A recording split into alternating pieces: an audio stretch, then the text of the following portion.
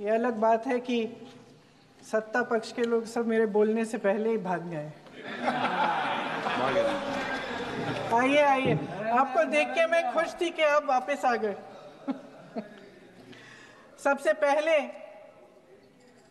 मैं उन सैनिकों, उन जवानों, उन अफसरों को नमन करना चाहती हूँ जो हमारे देश के रेगिस्तानों में, हमारे देश के घने जंगलों में, बर्फीले पहाड़ियों पे हमारी देश की रक्षा करते हैं, जो हर पल देश के लिए अपनी जान देने के लिए तैयार रहते हैं। 1948 से लेकर अब तक, जब से पाकिस्तानी रेडर्स ने कश्मीर पे हमला किया, तब से लेकर अब तक हमारे देश की अखंडता की रक्षा करने में उनका बड़ा योगदान है। हमारी आज़ादी अहिंसा के आंदोलन से हासिल हुई, लेकिन जैसे मैंने कहा, उसको कायम रखने के लिए हमारी सेना का बहुत बड़ा योगदान है। अध्यक्ष महोदय, कल मैं सदन में बैठी हुई सबके भाषण सुन रही थी। आदरणीय रक्षा मंत्री महोदय ने बोला, सत्ता पक्ष के कई मंत्रियों ने बोला। 1 घंटे का रक्षा मंत्री जी का लंबा भाषण था। सुनते सुनते एक बात मुझे बहुत खटक रही थी। उसके बाद जब दूसरे भाषण भी सुने आपके सत्ता पक्ष के, तब भी ये बात बार बार मेरे मन में आ रही थी कि सारी बातें कर ली, ऑपरेशन सिंदूर की बात कर ली, आतंकवाद की बात कर ली, देश की रक्षा की बात कर ली, इतिहास का पाठ भी पढ़ा दिया, लेकिन एक बात छूट गई। उस दिन 22 अप्रैल 2025 को जब 26 देशवासियों को अपने परिवार के सदस्यों के सामने खुलेआम मारा गया, तो ये हमला कैसे हुआ, क्यों हुआ?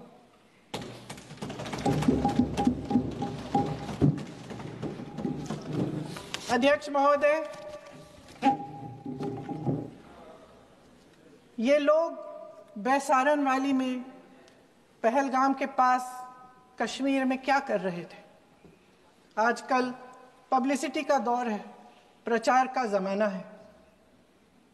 कुछ समय से हमारी सरकार ये प्रचार कर रही थी कि कश्मीर में आतंकवाद ख़त्म हो गया है, कि कश्मीर में शांति है, अमन चैन है। प्रधानमंत्री जी ने खूब भाषण दिए, देशवासियों को कहा कि चलिए कश्मीर चलिए, सैर करिए। कई बार मैंने ये भी देखा मीडिया पर, टीवी पर, कि कश्मीर जाइए, ज़मीन खरीदिए, अब वहाँ अमन चैन है, शांति का वातावरण है। इसी बीच शुभम द्विवेदी, एक कानपुर के नौजवान, और उनके पूरे परिवार ने तय किया कि वो कश्मीर जाएंगे। शुभम द्विवेदी की 6 महीने पहले शादी हुई थी। उसकी पत्नी ने कहा कि उनके बीच एक ऐसा रिश्ता था, प्रेम और दोस्ती का ऐसा रिश्ता था कि वो एक दूसरे को बच्चों की तरह हंसाते थे।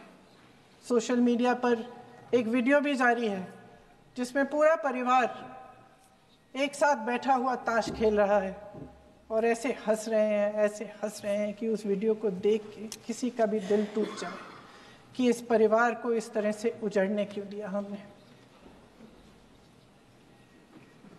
22 अप्रैल 2025 को बैसारन वैली में मौसम का मिजाज अच्छा था। जैसे हर रोज़ लगातार 1000 से 1500 लोग वहाँ पहुँचते थे, उसी तरह से उस दिन भी तमाम पर्यटक वहाँ पहुँचे। वहाँ का रास्ता आसान नहीं है अध्यक्ष महोदय जी, जंगल से जाना पड़ता है, पहाड़ों के बीच जाना पड़ता है, घोड़े से जाना पड़ता है। ये परिवार वहाँ पहुँचे, मौसम सुहाना था, उनके बच्चे ट्रैम्पोलिन पे खेल रहे थे, कोई जिपलाइन कर रहा था, कोई चाय पी रहा था, तो कोई कश्मीर की सुंदर वादियों की ठंडी हवा का मजा ले रहा था। शुभम अपनी पत्नी के साथ एक स्टॉल पे खड़े थे। तभी अचानक 4 आतंकवादी जंगल में से निकलते हैं और शुभम को वहीं अपनी पत्नी के सामने मार डालते हैं। उसके बाद वे वहां से पूरे वैली में 1 घंटे के लिए लोगों को चुन चुन कर मारते हैं। किसी के पति को अपनी पत्नी के आंखों के सामने, किसी के पिता को अपने बेटे के सामने, चुन चुन कर 26 लोगों को मार डालते हैं। शुभम की पत्नी घबराकर वहां से भागने की कोशिश करती है, अपनी जान बचाने के लिए जंगल की तरफ दौड़ती है। वहां पता चलता है कि तमाम लोग जंगल की तरफ दौड़े हैं और अपनी जान बचाने की कोशिश कर रहे हैं। कोई अपने बेटे का हाथ पकड़ के पहाड़ों पर घसीटता हुआ जा रहा है, कोई कश्मीरी घोड़े वालों और गाइडों की मदद लेते हुए चले जा रहा है। कोई रास्ता नहीं है, कोई तरीका नहीं है, लेकिन किसी न किसी तरह से शुभम की पत्नी के शब्दों में किसी ऐसी शक्ति ने हमको बचा कर रखा कि हमें किसी न किसी तरह से हम अकेले नीचे पहुंचे। और मैं उनके लफ्ज पढ़ना चाहती हूं, क्योंकि उन्होंने कहा कि इस पूरे समय जब 1 घंटे के लिए चुन चुन कर भारतीय नागरिकों को मारा जा रहा था, इस पूरे समय उसे एक सुरक्षाकर्मी नहीं दिखा, एक सैनिक नहीं दिखा।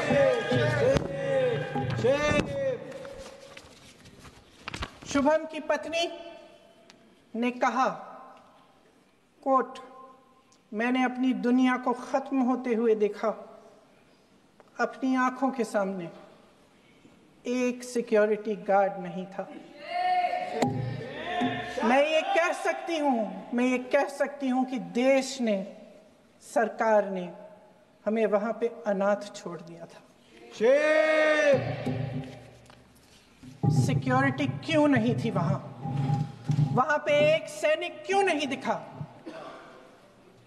क्या सरकार को मालूम नहीं था कि यहां रोज 1000 से 1500 पर्यटक जाते हैं? क्या सरकार को मालूम नहीं था कि यहाँ के को पहुंचने के लिए जंगल के रास्ते से जाना पड़ता है? अगर कुछ हो जाएगा तो लोग वहां से निकल नहीं पाएंगे।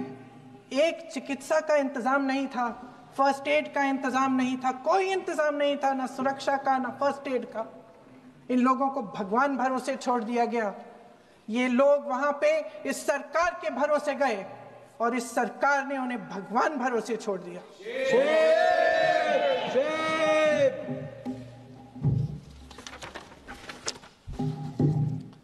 मैं पूछना चाहती हूं, ये किसकी जिम्मेदारी थी?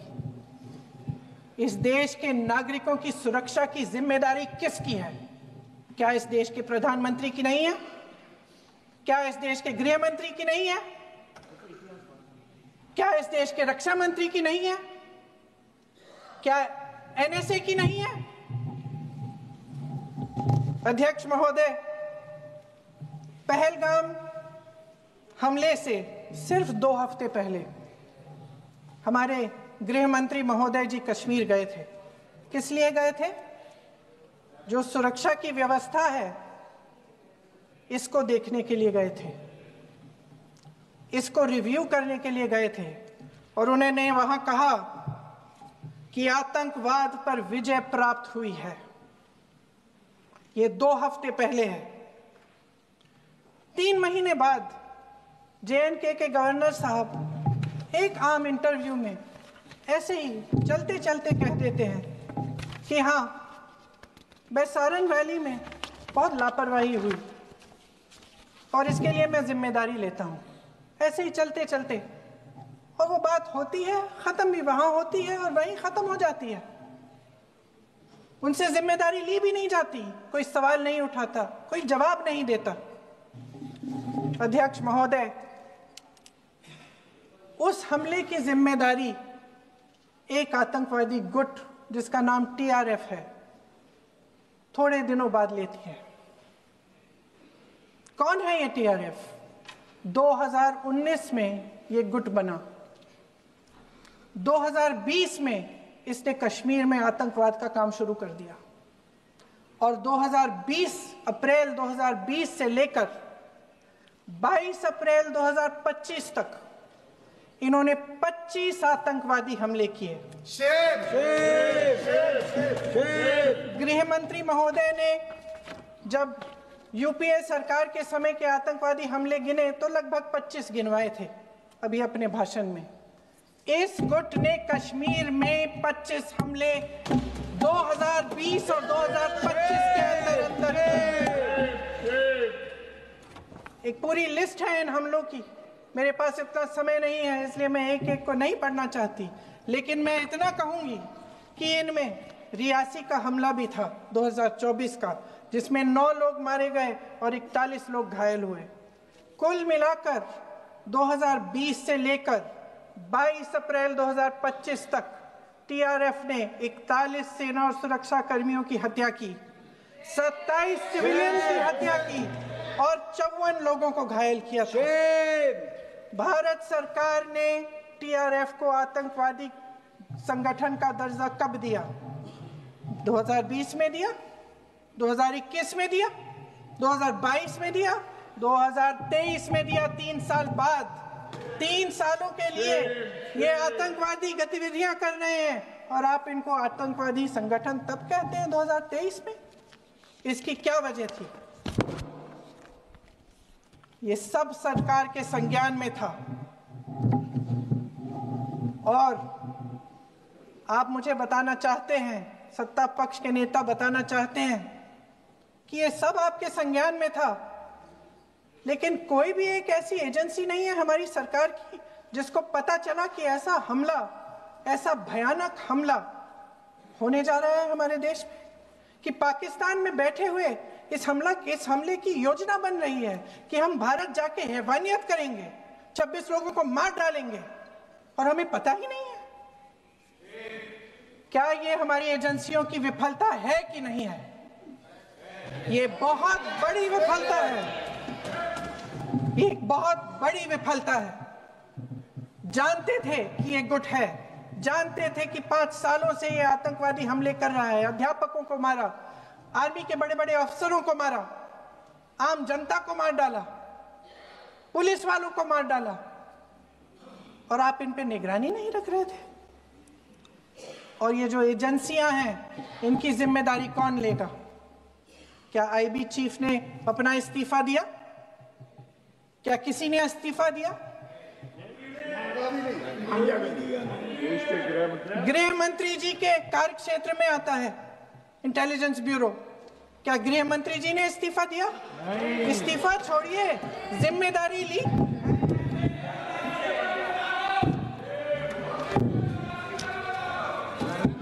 साहब देखिए, इतिहास की बात आप करिए, मैं वर्तमान की बात करना चाहती हूँ।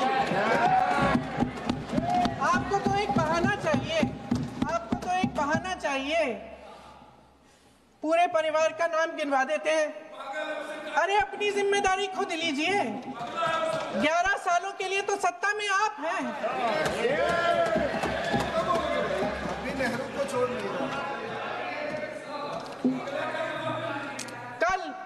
कल माननीय गौरव गोगोई जी ने अपने भाषण में पूछा गृह मंत्री जी से, क्या आपकी जिम्मेदारी नहीं थी? मैं देख रही थी। राजनाथ जी, रक्षा मंत्री जी यूं यूं अपना सर हिला रहे थे, कुछ बोले नहीं। अंदर से ये महसूस हुआ होगा कि यहाँ कुछ जिम्मेदारी थी, लेकिन माननीय गृह मंत्री महोदय जी हंस रहे थे, वे हंस रहे थे।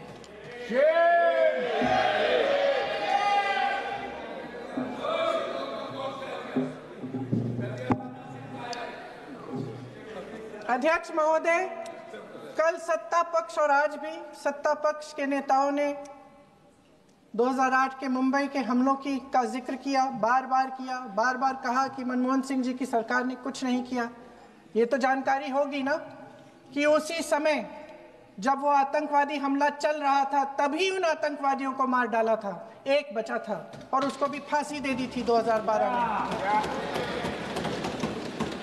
महाराष्ट्र के मुख्यमंत्री ने इस्तीफा दिया। देश के गृह मंत्री ने जिम्मेदारी लेकर इस्तीफा दिया। एक जवाबदेही थी पब्लिक के प्रति, एक जवाबदेही थी इस देश की जनता के प्रति, इस देश की धरती के प्रति।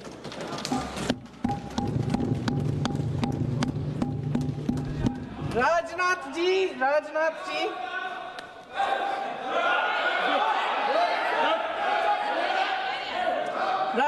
जी तो पुलवामा, उरी और पठानकोट के समय गृह मंत्री रहे थे। आज वे रक्षा मंत्री हैं और हमारे गृह मंत्री महोदय श्री अमित शाह जी के नाक के नीचे पूरा मणिपुर जल गया, दिल्ली में दंगे हुए, पहलगाम में हमला हुआ और आज भी वे उसी पद पर बैठे हैं। क्यों?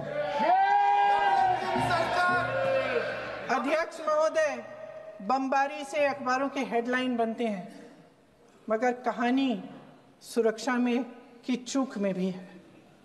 आज देश खोखले भाषण नहीं सुनना चाहता, देश जवाब चाहता है, तसल्ली चाहता है कि सच उससे छिपाया नहीं जाएगा।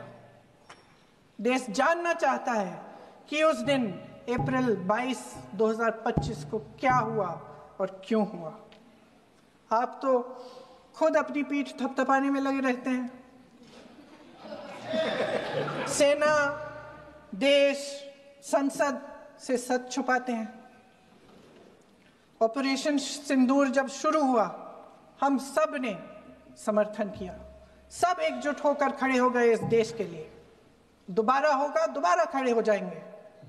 अगर हमारे देश पे हमला होता है तो यहाँ इस सदन में किसी भी पार्टी का हो, कोई भी हो, सब आपका समर्थन करेंगे।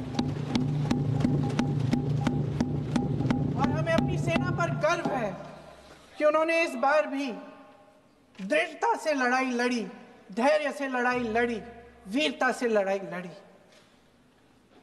लेकिन इस ऑपरेशन का सिंदूर का क्रेडिट, उसका श्रेय तो हमारे प्रधानमंत्री जी चाहते हैं। सही भी है, ठीक है, सही है, श्रेय ले। ओलंपिक्स में हमारा मेडल आता है, उसका भी श्रेय लेते हैं, लेकिन सिर्फ श्रेय लेने से नहीं होता नेतृत्व, जिम्मेदारी भी लेनी पड़ती है।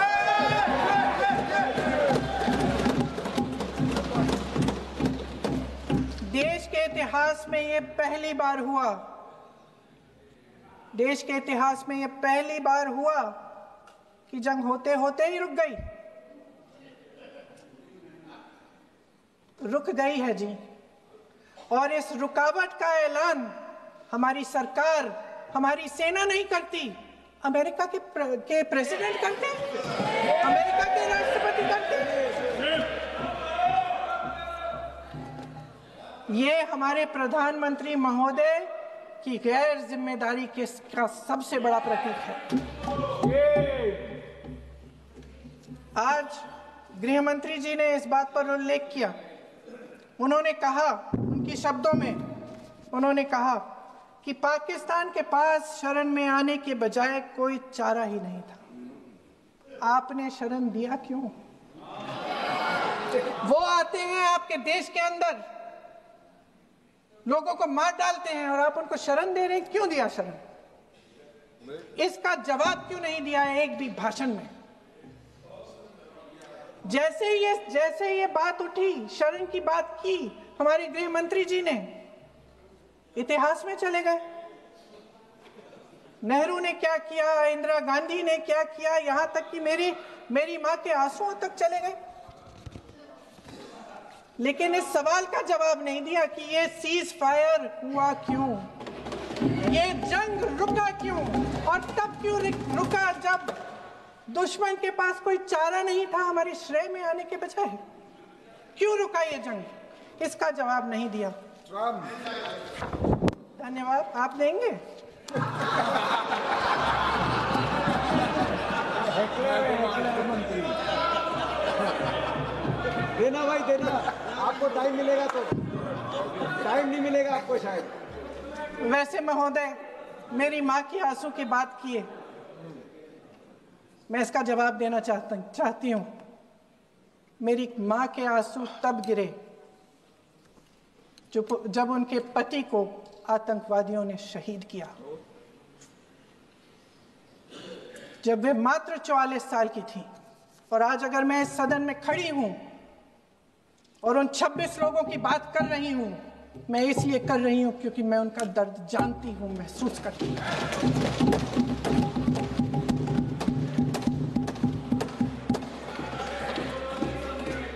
अध्यक्ष महोदय, मैंने कहा कि देश का नेतृत्व सिर्फ उपलब्धियों का श्रेय लेने से मजबूत नहीं होता। सफलता और विफलता दोनों की जिम्मेदारी लेने से बुलंद होता है। ये सोने का ताज नहीं है, कांटों का ताज है। अध्यक्ष महोदय, जब सरकार झूठी और कायर हो तो वे बहादुर से बहादुर सेना के साहस और पराक्रम को भी कमजोर कर देती है। देश को प्रतिशोध के साथ साथ सबके प्राणों की रक्षा का प्रण चाहिए। सेना की शक्ति के साथ सरकार की सच्चाई भी चाहिए।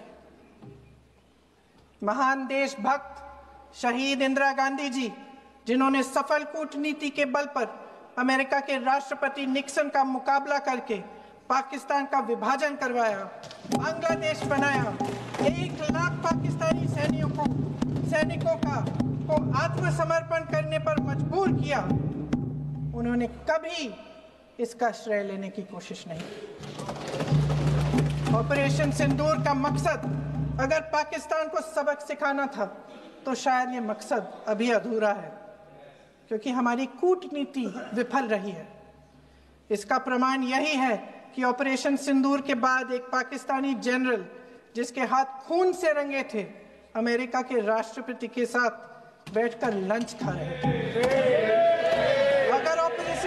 अगर ऑपरेशन सिंदूर का मकसद आतंकवाद को खत्म करने का था तो पाकिस्तान को संयुक्त राष्ट्र के आतंकवाद विरोधी समिति का अध्यक्ष चुने जाने से इस मकसद को धक्का लगा है। इसकी जिम्मेदारी कौन लेगा?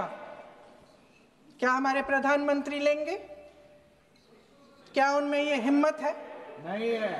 अगर इस ऑपरेशन के दौरान हमारे जहाजों का नुकसान नहीं हुआ तो सदन में इसे साफ साफ कहने से क्या डर है? क्यों नहीं कहा है? कल भी रक्षा मंत्री जी ने कहा कि हमारे इंफ्रास्ट्रक्चर का नुकसान नहीं हुआ, तो जहाजों के बारे में भी बता दें, साफ साफ बता दें, क्या हर्ज है? सच्चाई तो है। सवालों से बचने के लिए ये सरकार हमेशा प्रयास करती है। इसकी राजनीतिक कायरता बेमिसाल है। देशवासियों के प्रति जवाबदेही का एहसास ही नहीं है। सच्चाई ये है कि इनके दिल में जनता के लिए कोई जगह नहीं है। सब राजनीति है, सब पीआर है, सब प्रचार है, सब पब्लिसिटी है। देश की जनता के लिए आपके हृदय में कुछ नहीं रहा। बहुत समय हो गया है आप इस प्रचार में ही लिप्त हैं, जनता को देख नहीं पा रहे हैं। जी माननीय, जो पहलगाम में हुआ, खत्म करती हूँ, जो पहलगाम में हुआ उससे हर एक देशवासी के दिल पे चोट पहुंची है। हिमांशी नारवाल की गुहार ने हम सबको शर्मिंदा किया है। इसीलिए मैं आज यहाँ खड़े हुए एक आखिरी बात करना चाहती हूँ।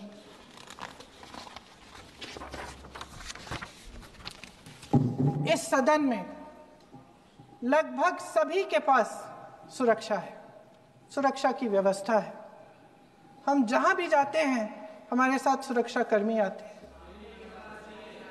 आपको भी मिल जाएगी, आप मंत्री बन जाएंगे, आपको भी मिल जाएगी। मैं मजाक की बात नहीं कर रही हूँ, थोड़ा सा धैर्य रखिए। उस दिन पहलगाम में 26 परिवार उजड़ गए। 26 लोगों को अपने परिवार के सदस्य के सामने मारा गया। 26 बेटे, पति, पिता, गुजर गए। उनमें से 25 भारतीय थे।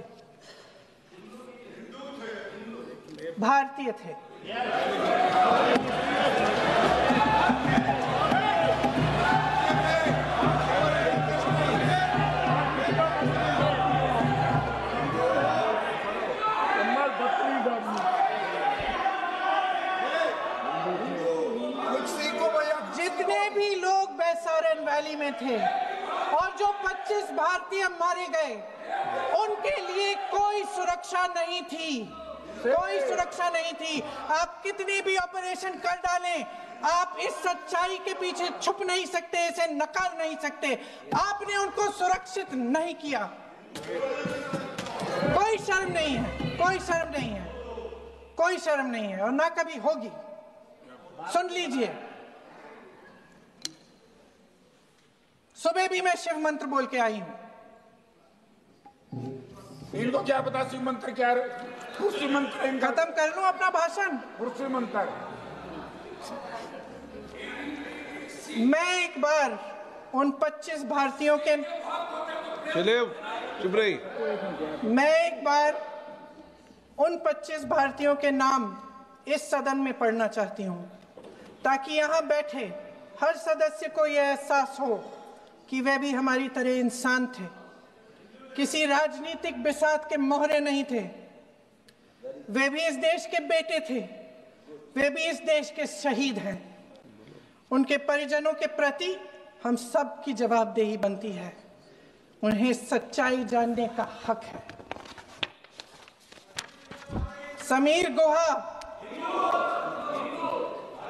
भारतीय, बिट्टन अधिकारी, मनीष रंजन, हेमंत सुहास जोशी, विनय नारवाल, सुशील नथनियल, अतुल श्रीकांत मोने, सैयद आदिल हुसैन शाह, नीरज वानी, रामचंद्रन, संजय लक्ष्मण लेले, मानिए प्लीज। दिनेश अग्रवाल, दिलीप दिल से, कुमार सतपति, JS चंद्रमौली। अब बोलिए, अब आराम से। JS चंद्रमौली, यतीश परमार, S मधुसूदन राव, सदस्य नारेबाजी का सदन नहीं है। शैलेश कलाटिया। ये तरीका ठीक नहीं है।